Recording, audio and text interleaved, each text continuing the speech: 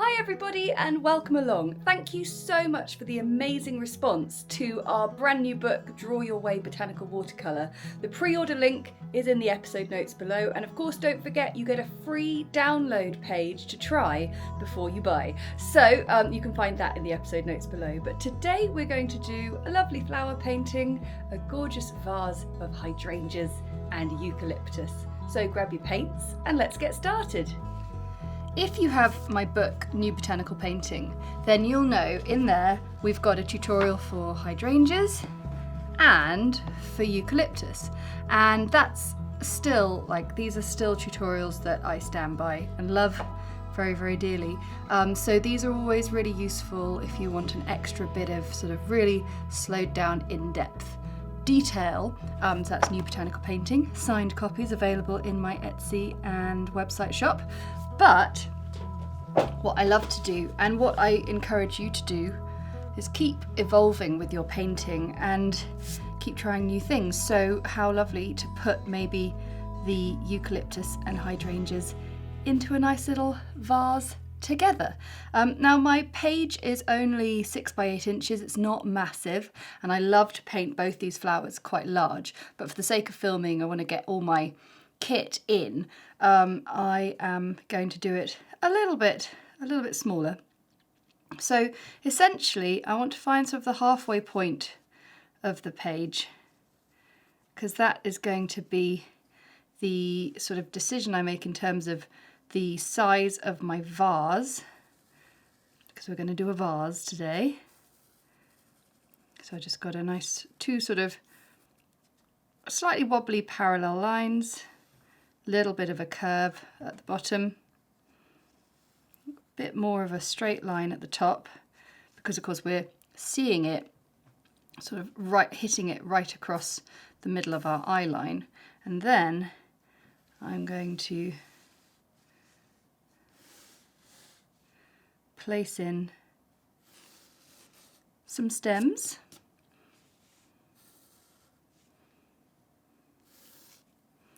And because hydrangeas are so poofy clouds, I'm going to just do a very rough mapping of the actual hydrangea flower itself and how much space it's going to take up. I'll just do a little one there.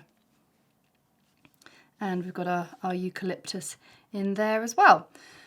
So let's see, shall we? I love the idea of doing like a really antique-y kind of pink colour with these. So if I bring my palette down and just talk you through some colours, we've got permanent rose here. And what I love to do with permanent rose is to mix it with yellow ochre, because it turns it into the most beautiful blush tone and creates a lovely vintagey feel to the pink. So I will still have my permanent rose as it is, but it's great to have your colours mixed up in advance. And also alizarin crimson is going to be very important too. So we'll have that mixed up. And also buff titanium, a fairly new colour in my palette. I've got a bit of pink on my brush anyway, but that colour is going to be lovely as well. I also think raw umber is a colour that works really nicely with pink tones. So we're going to have all of these colours ready to go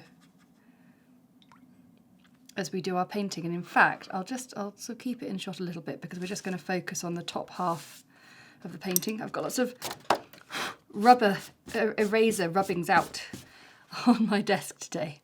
Okay, so as I say, you're just seeing sort of focusing in on this section of the painting for now. We're going to paint some hydrangea petals. So I am going to begin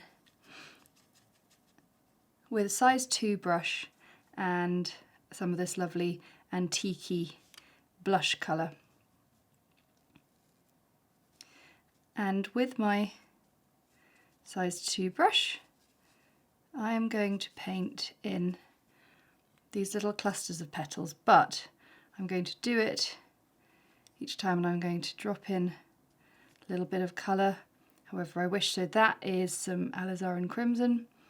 I might get some raw umber and just drop that in. You can see how sort of fast it can dry. But I think I'm always going to begin with my lovely blush base colour, and I'm attempting each time to paint a cluster of 4 petals,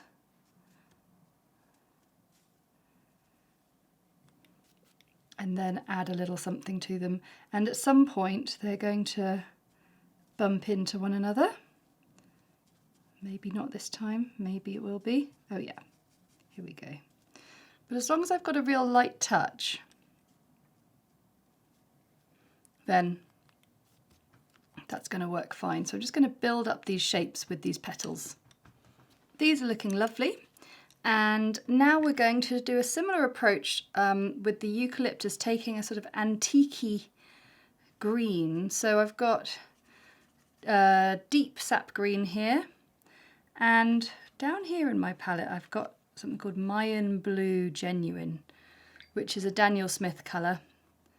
And I'm also going to take some raw umber, and I think between these colours we can get a really cool eucalyptus tone that's going to work well with this. So I've got a size 6 brush, and oh yeah, that's nice. I'm going to sort of travel up these stems.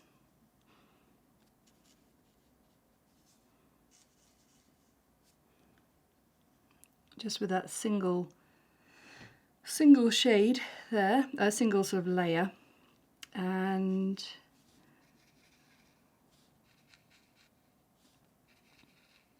you can do these really quite quickly.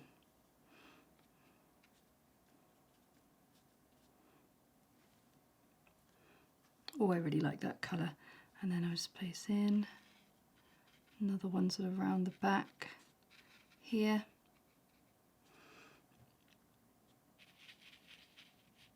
Maybe another one coming off the stem there.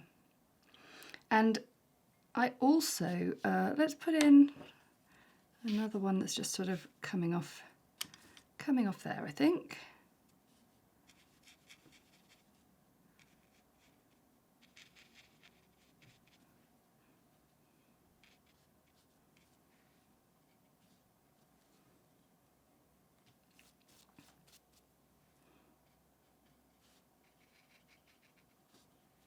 Right, we're going to now take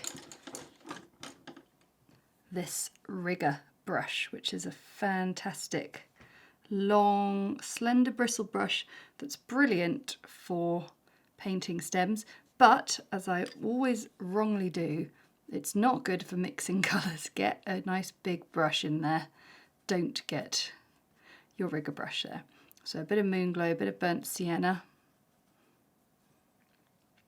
and let's get a bit of deep sap green. Oh, that's lovely. If you haven't got deep sap green, just got regular sap green, add a bit of Paynes Grey and you will get it. So all I'm doing is sort of joining up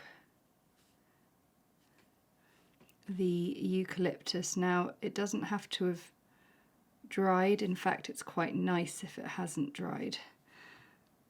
I love that little bleed and blend into the stem. I'm not sort of drawing in the stems just yet down there, because we're going to go into a vase. Now, if I take some permanent rose and I mix that in there, we get ourselves a really nice colour for our hydrangea stems. But instead of using the rigger, what I want to do is actually use a 4/10 brush, because these are almost like dried hydrangeas. We can see they're a little bit more spaced out and things. What I want to do is actually sort of get in there and get some of the tiny little stems a bit more visible. So if we imagine the stem coming down, we're not going to see a huge amount, but it's a bit like when we do trees, that you just see those little branches creeping in behind the main leaves and things. And also this colour is going to be really fantastic to just add a little bit of depth and detail to the stem. So some of my pencil lines might not actually be that relevant now. Let's see, we've sort of got a stem branching in there. That line's quite good.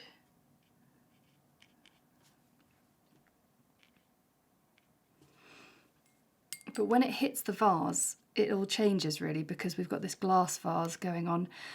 Lovely. Okay, so I think it would be sensible to just let that dry, leave it be, and now we can focus in on the vase. I like the idea of having a glass vase that's actually this is like a dried arrangement, I think, so we don't need to worry about the water in here, but what we are going to do is just do maybe a little bit of a mottled effect on the glass. So I'm going to begin with my sort of buff titanium, and I'm going to create this effect on the vase just from using my size 6 brush to kind of mottle the texture on the edges, and I'll come in from the edge here too. So it might seem all a bit odd at this point, but we're starting with colour on the outer edge, just some simple dabs of brush stroke, and I'm going to just sort of fade out the colour to not very much at all as we come into the centre of the vase. Now if I take a bit of Moon Glow, hopefully you can see that, and I'll take a slightly smaller brush. I'll go for a size 4 this time, because this size 4 has got a fantastic point on it. I'm going to just find the edge of this vase.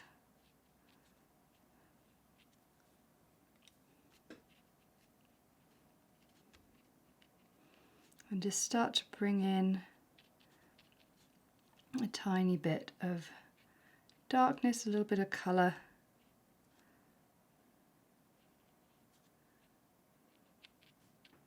I'm just imagining the reflections starting to sort of really bounce off the edge.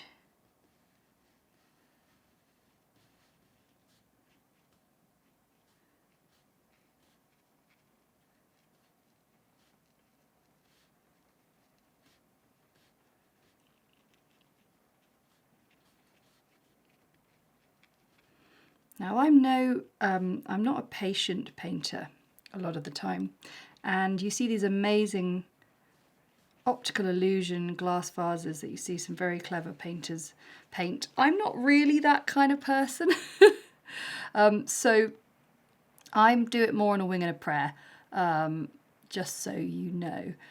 So I'm taking some Paynes Grey now, and I'm just going to go in right on the edge here and find a bit more light and shade.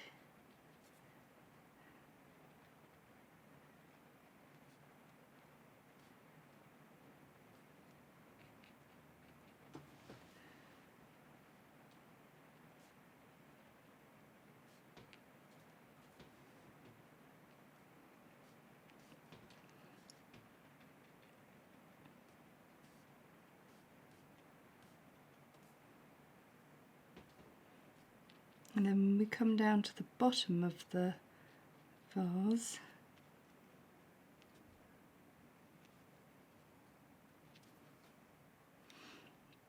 there's always that sort of thicker bit at the bottom.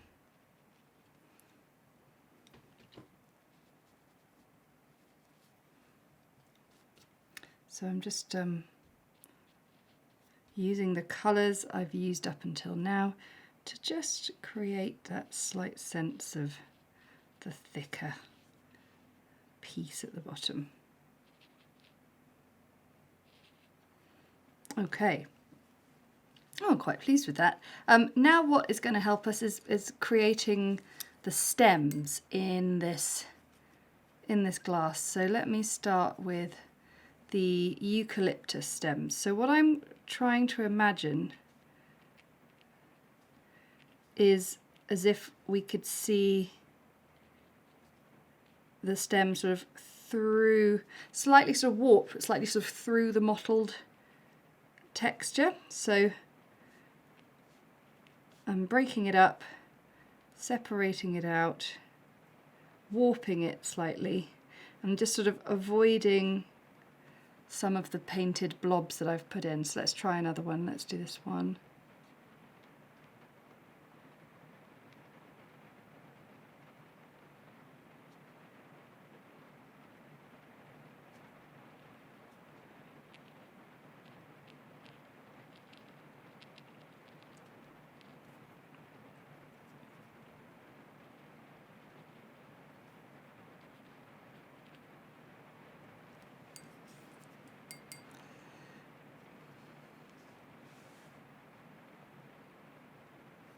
So I think that one, yeah, that one branches out.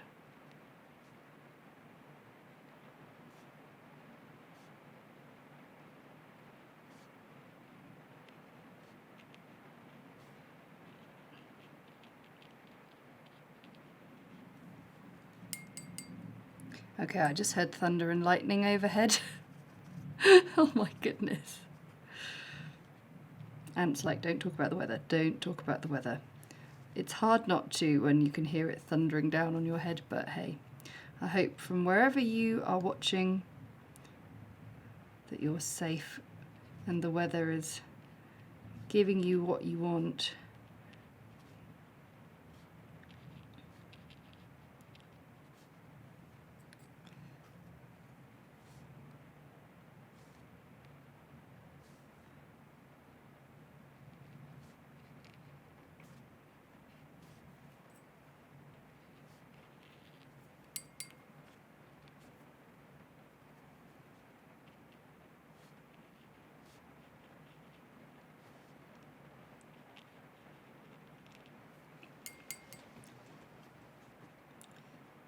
Just got to decide where this branch is coming from. Oh, it did match up in the end with a pencil line.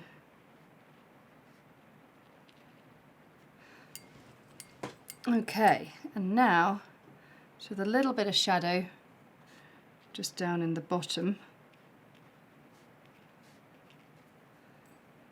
and I'm just going to smooth some of these lines just to get a bit more of a through line.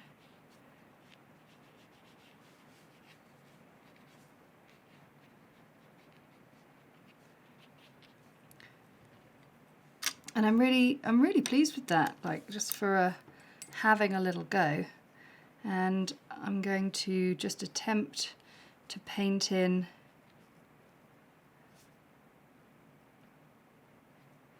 some kind of a rim on the vase. So I think that little petal is just creeping over the top. I find when you're painting like light and reflections in glass, one thing we rarely see is actually the really low lights, the real dark points that you often get right at the bottom.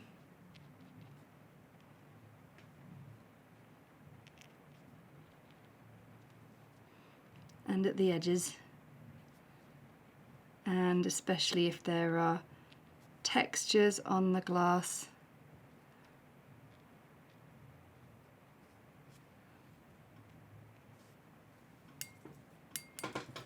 Now I'm really pleased with that. What I want to do is rub out the pencil, and then we are going to just do a little overlay of a few little bits of detail and shadow, really make it pop off the page. So I think this is looking really cool. Just get rid of that little bit of colour on there.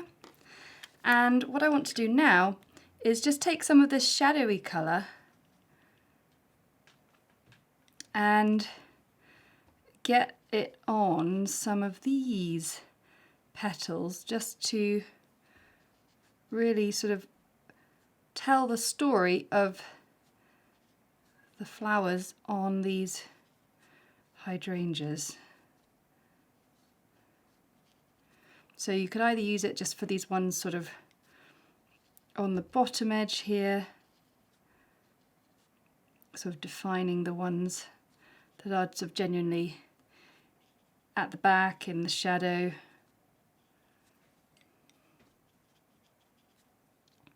But also you could use it in a bit more of a fine line. And I'm just so thrilled with my size 4 brush here.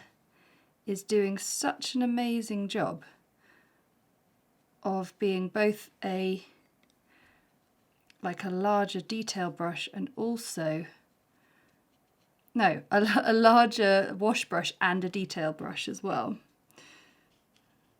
And these brushes, which I love so dearly, are my Pro Art brushes that I sell in my Etsy shop.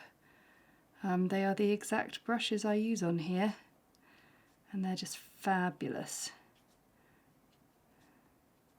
So just, if you're new to adding shadow, just remember you can always add more as you go. You see I've just upped the intensity of the colour I'm using here. It's easy to add more, but it's hard to take it away, to remove it. So just go cautiously as you've painted such a lovely piece. You don't want to sort of go too heavy with it, but just that compared to these ones just gives it even more of a nice antique-y feel. Helps the flowers really sort of interact with each other on the piece. And what I mean by that is you want, when you paint a piece, for the items to look like they are there in relation to one another. They're not just floating on the page. I think that's what a lot of people sort of forget about. You spend a lot of time mastering the art of the painting that single flower, and then actually it's more about making sure it's part of a composition. And that's where light and shade really helps.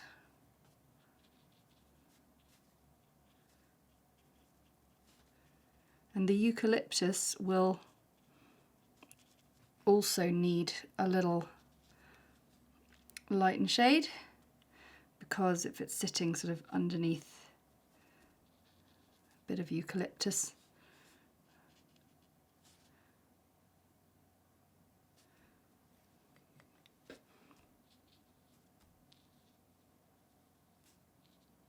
then that's a great help as well. In my book, I do 2 layers of eucalyptus. So I sort of do it in a sort of almost translucent manner. I quite like it how it is. I don't feel like I need to add any more. So I'm just going to leave it like this. But what I am going to do, just to finish off the piece, is I want to place in one more piece down here. So I'm just going to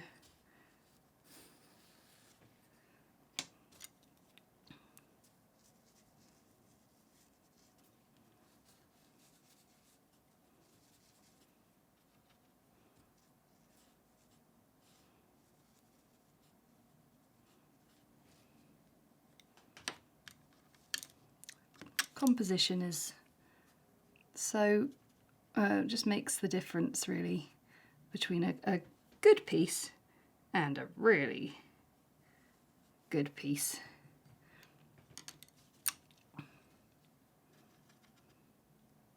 And once that's dry, I'm going to just add a little bit of shadow around the base and we'll be done. I couldn't resist. I just really wanted an extra little petal in there. Okay, so I've got some dilute Paynes Grey and I'm just going to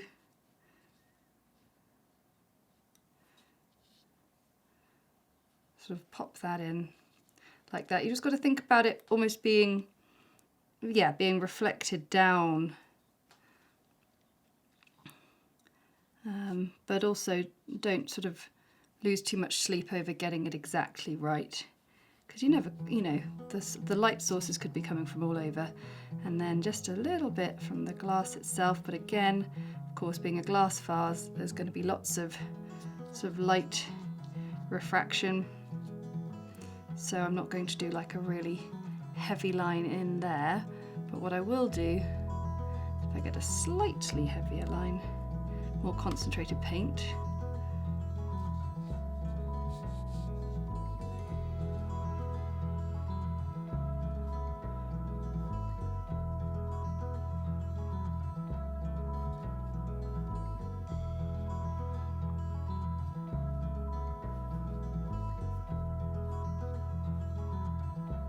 there we are.